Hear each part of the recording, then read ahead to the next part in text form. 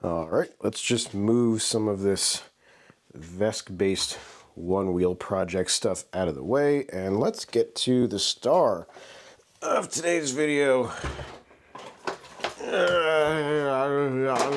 Oops. All right, so Future Motion released a major update through the app to all Onewheel GT owners, of which I am one. And so we are going to update this thing together and then take a look at what has been improved, ride this extensively, and talk about what those improvements actually mean and how they manifest themselves in the ride. So let's go. All right, updated the app. Let us open it and see what we get. Oh yeah, I gotta turn you on. So I guess we just, ooh, those are pretty colors. And there we go. Okay, let's give it a go. And let's see if it works. It does work. Okay, that's good news.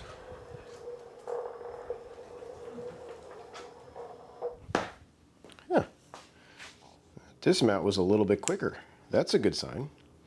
Okay then, we will put this to rest until tomorrow.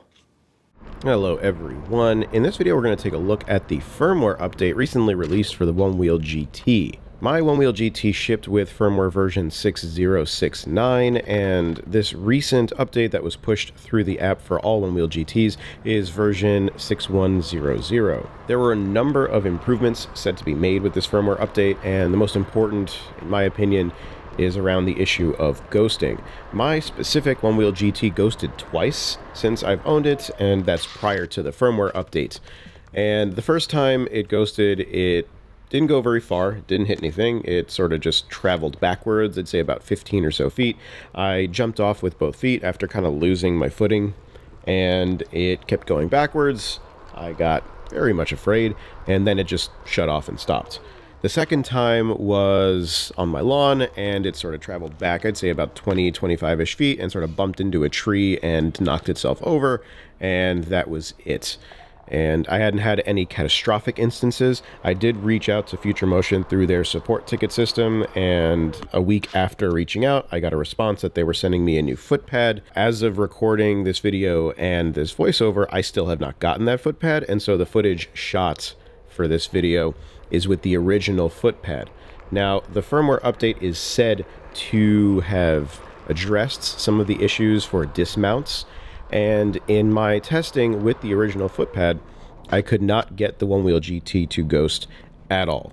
Not once. And I tried pretty hard on a number of instances, and in the particular riding footage, I tried a number of ways. I jumped off with both feet. I did a number of quick stops. I would jump off at certain speeds and attempt to kick the nose forward, and then I would jump off and then try to kick the tail down so it would travel backwards a bit. In every single instance, the motor shut off, it applied a braking current, which is how it stops moving, and the board just went to rest, and I could not get it to ghost. It deactivated in every single case, which is good, but it does give me pause that it seems that, at least in the case of my particular GT, they were able to fully address the issue of a ghosting board with a firmware update, because that does sit in contrast to the official statement that they made previously that the dismount and disengagement issues were related to faulty footpads, and that they had changed their manufacturing processes in order to address that. It doesn't entirely line up that with the exact same footpad that I had, plus the firmware update, the ghosting issue seems to be entirely resolved. So what it seems to me that they did, and this is entirely speculative, is that they did at least two things. They changed the sensitivity threshold for the sensor itself. So when it detects you on the sensor, the pressure applied to that sensor changes the resistance of the material underneath the grip tape, and that changes based on pressure, either through a resistance and then there's a certain voltage that's detected across that circuit. However the case may be, it seems that they altered that threshold to be a little bit higher so that the footpad itself is mildly less sensitive, And then in addition to that, it seems like the timeout for when the sensor is outside of that threshold is much, much shorter. And I think this might be a third thing, that the braking current, which is the current that's applied to the motor to keep it from moving, has been raised, because it noticeably feels that the wheel is stiffer when it's not actually moving. So if you turn the board on and you kind of try to kick it, you got some resistance there. There is noticeably more resistance. So I'd say those are the 2 to 3 things that they did to sort of keep this thing from moving if it is even remotely sure that you are not on it, which is good. It is good. It seems to have resolved the ghosting issue. But again, it gives me pause, because it seems to have been resolved through programming and not due to manufacturing processes with the Footpad. And the other thing I focused on when I was riding this new firmware around for the first time was pushback. And they tied the safety beep to pushback, which of course is toggleable in the app. You can just turn the entire beeping thing off. But if you don't, you end up, if you are the type to ride pushback and push through it and try to push your speeds, you're just riding a beeping machine the entire time, which can become a bit obnoxious. It was certainly obnoxious for me. In all modes, it seems that the pushback was changed. It depends on your sensibilities if you believe it was improved. I think it was maybe mildly improved. It's not a drastic change. It is more subtle at 19 miles per hour, but once you push into 20 miles per hour, it becomes an angle that is very akin to how it was prior to the update. And once I got to about 21 miles per hour, it felt remarkably uncomfortable. I did not like the way it felt. I know there are a lot of daring riders that will push all the way up to the mid-20s, if not 30 miles per hour, and the GT will sustain them at, it seems to be, any given body weight, but that's not something I really enjoy doing. And even on the pint, when it would push back at 14.5 miles per hour, you could push through it, and I reached 17 or 18 miles per hour on the original pint, but it was not comfortable and it was not an enjoyable ride, which is not something that I'm particularly interested in. And so the new pushback rather, on the GT very much falls into a place where 19 into 20 miles per hour is basically the end of the comfort zone. If you're pushing past that, or at least if I'm pushing past that into 21 miles per hour, it does not feel great. It's kind of an ugly pushback. The angle is still fairly steep. The thing that it seems that they actually changed is that you do have a more linear and gradual increase of angle between 19 to 21 miles per hour. And once you reach that upper end of the pushback angle, it is severe enough that I don't think it's a good riding experience. It's way more than riding an elevated. It is very much its own pushback angle, and it does mean that when you're actually riding, if you're sort of hitting 18 and 19 miles per hour, it's not going to very quickly buck you back and give you an uncomfortable sensation of pushback there. So if you're the type to really ride just under pushback, if not right at it, it is a much less jarring experience, which is a good thing. But beyond 20 miles per hour is very uncomfortable.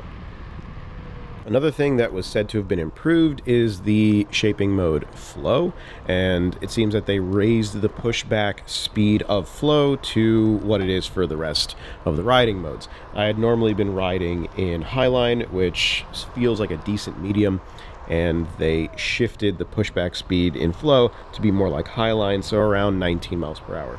So it seems that aside from the actual slower modes, between flow, Highline, and Apex, pushback is just at 19 miles per hour to start with, and it feels like it ends up being a similar angle progression through 21-ish miles per hour. Now, flow itself, to me, feels very much the same. I liked it a lot, aside from the lower pushback speed, and it doesn't feel like there's a drastic change. It does feel slightly different, and I can't quite place what's different about it. It's not particularly authoritative on inclines, but it also doesn't really drag the tail down too much on braking, and so that's a positive thing too. Highline feels pretty much identical, aside from the changes to the pushback, and a change that spans flow to Highline to Apex. Apex is very different, but a change that seems to span all of them is the braking behavior. Previous to the update, the braking was very asymmetrical to the acceleration, and it's still not symmetrical. When you accelerate, it has a much firmer behavior than the braking does, but prior to the update, the braking was super loose. Braking hard at any kind of higher speed would drop the tail down pretty far, and that is likely also what led to the issues where folks riding on downhill trails would attempt to brake and they would tail drag without actual braking being applied very strongly, and then they would lose control, which seems to have been fixed. I don't ride trails very often at all, but on the inclines and declines of this particular bike path, it seems that the braking behavior was stiffened up in the rear. The tail drops much lower during braking, and that I would also say is a positive thing. Apex as a shaping mode feels entirely different, remarkably different. It feels nothing like Apex. In fact, it really just feels like Highline, except it doesn't allow the nose to dip as far in either direction, but the response and the timing of the rebalancing once you actually dip the nose down to accelerate is a bit quicker, and it performed decently off-road. I rode a couple of little snippets of the off-road trails on this particular bike path. I actually kind of liked the previous incarnation of Apex, and while this one functions fine and does have a bit more aggressiveness, I assume, for use of off-road, it feels like they actually broke Apex. This is nothing like the previous one. I really enjoyed the previous one, and like I said, this one's fine, but it is not my favorite mode. Previously, Apex felt pretty cool because it was so different, and now it feels like they made it feel exactly like the other modes in terms of its push and pull response, except they just reduce the angle that's required for more current to be fed to the motor, which I assume is useful for off-road applications, but in terms of ride feel, if you're more of a pavement rider like me, it seems that Apex is still just this flowy, semi-surfy kind of thing, and not this stiff plank of a board, which it previously was before, which the few times that I go off-road, the previous incarnation of Apex was really confidence-inspiring because I could hit roots and some rocks and turns, and it wouldn't feel like my nose is about to slip out and fall down. And now it kind of does. It still ends up going up inclines just fine, and the braking on a decline is also fine, but this is not, in my opinion, a large improvement. It's just a massive sidestep-like change. And that's really about it. The firmware update is overall a positive effect.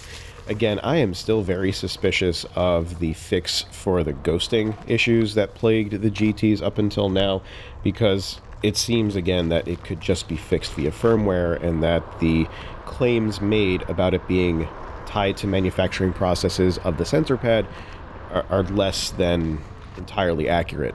Now, is this firmware a game changer? I don't think so. I think game changer is an overused word, and it's used in any instance where anything is different, as opposed to an instance where some significant change has taken place. So I don't think that that's a valid claim.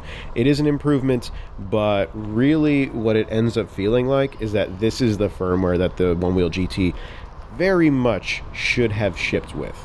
And up until now, it feels like the Onewheel GT has been shipping as a very much incomplete product.